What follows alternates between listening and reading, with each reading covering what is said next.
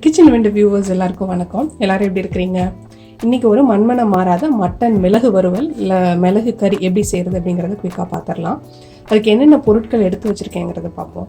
இது வந்துட்டு ஆட்டுக்கறி ஒரு 1/2 கிலோ எடுத்திருக்கேன். 1/2 கிலோ எடுத்துகிட்டு உப்பு, மஞ்சத்தூள், இஞ்சி பூண்டு அரவை போட்டு கொஞ்சம் அந்த அரிசி களைஞ்ச தண்ணி இருக்கு இல்லையா, அதை ஊற்றி வேக வச்சு அந்த தண்ணியோடவே எடுத்துருக்கிறேன். இது ஒரு 6 விசில்லேருந்து 7 விசில். அந்த கறியோட தன்மையை பொறுத்து நீங்கள் வந்து விசில் மாற்றி வச்சுக்கலாம். அது போக தாளித்து எடுத்து வைக்கிறதுக்கு வந்துட்டு சின்ன வெங்காயம் எடுத்திருக்கேன். சின்ன வெங்காயம் வந்து ஒரு 100 சின்ன வெங்காயம் நறுக்கி எடுத்திருக்கேன். அது போல் வறுத்து தான் நம்ம அரைக்க போகிறோம். இதில் ஒரு 2 டீஸ்பூன் வந்துட்டு சோம்பு எடுத்துருக்கிறேன். 1.5 டேபிள் ஸ்பூன் மிளகு எடுத்திருக்கேன். காரம் உங்களுக்கு நிறையா வேணும்னா, ஏன்னா காரம் முக்கியமான காரம் வந்து இதில் மிளகு தான்.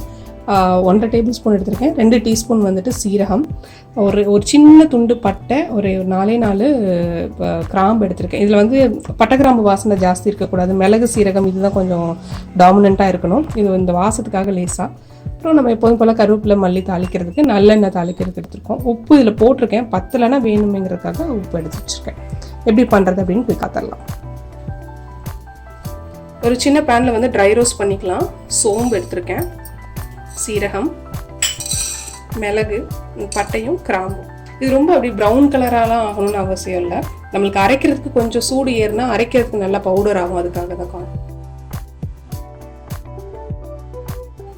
இதில் நல்லா ஒரு கொத்து வந்து கருவேப்பிலை போட்டுக்கிறேன். இதை எடுத்து நம்ம மிக்சியில் வந்து பொடி பண்ணிக்கலாம். இதை நம்ம தாளிக்க ஆரம்பிச்சிடலாம்.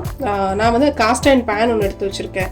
நீங்கள் இரும்பு இல்லைனா மண் சட்டியில் செய்யும்போது நல்லா சுருளை கிண்டி எடுக்கிறதுக்கு நல்லாயிருக்கும். இது கொஞ்சம் ட்ரையாக தான் வரும். இப்போ இதில் வந்துட்டு எண்ணெய் ஊற்றிருக்கேன். நல்லெண்ணெய் ஒரு 2 டேபிள் ஸ்பூன் ஊற்றிருப்பேன். இதில் வந்து நம்ம சோம்பு எப்போதும் நான்வெஜ்ஜுக்கு சேர்க்குற மாதிரி தாளிச்சிடலாம். சோம்பு நல்லா நம்மளுக்கு பொரிஞ்சிருச்சு. கொஞ்சம் கருவேப்பிலை போட்டுக்கலாம். இதில் நான் வந்து நறுக்கி வச்சுருக்க சின்ன வெங்காயம் சேர்த்துக்கிறேன். வெங்காயம் வந்து நல்லா கலர் மாறி வதங்க ஆரம்பிச்சிருச்சு. இப்போ வந்து நம்ம வேக வச்சுருந்து மட்டனை வந்து அந்த தண்ணியோட ஊற்றிடலாம். இந்த தண்ணி வந்து தவிர்த்துற வேணாம். இந்த தண்ணியிலே நல்லா வெந்து சுருண்டு வரணும். அப்போ தான் அதோட ஃப்ளேவர்ஸ் நல்லாயிருக்கும். அதனால் இந்த தண்ணியோட சேர்த்துருங்க. இப்போ கறி வந்து இந்த தண்ணியிலே வந்து நல்லா சுருள வேகட்டும். அதுக்கிடையில் நம்ம வறுத்து வச்சுருந்தோம் இல்லையா,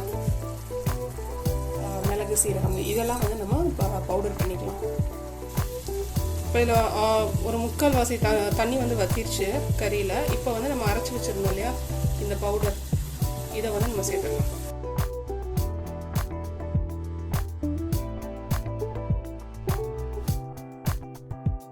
இது நல்ல சுருண்டு வந்துருச்சு பாருங்கள். நல்லா அந்த தண்ணி எல்லாம் வற்றிட்டு நல்லா ட்ரை ரோஸ்ட் மாதிரி சுருண்டு வந்துருச்சு. இதுதான் நம்மளோட கிராமத்து ஸ்டைல் மட்டன் மிளகு கறி.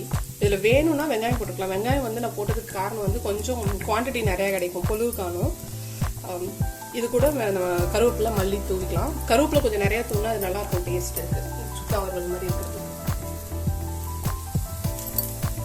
இந்த வீடியோ உங்களுக்கு பிடிச்சிருக்குன்னு நம்புறேன். நீங்களும் வந்துட்டு இந்த மட்டன் மிளகு கறியை வந்து வீட்டில் செய்ய பாருங்க. ஒரு ஆத்தென்டிக்கான கிராமத்து டேஸ்ட் இருக்கும்.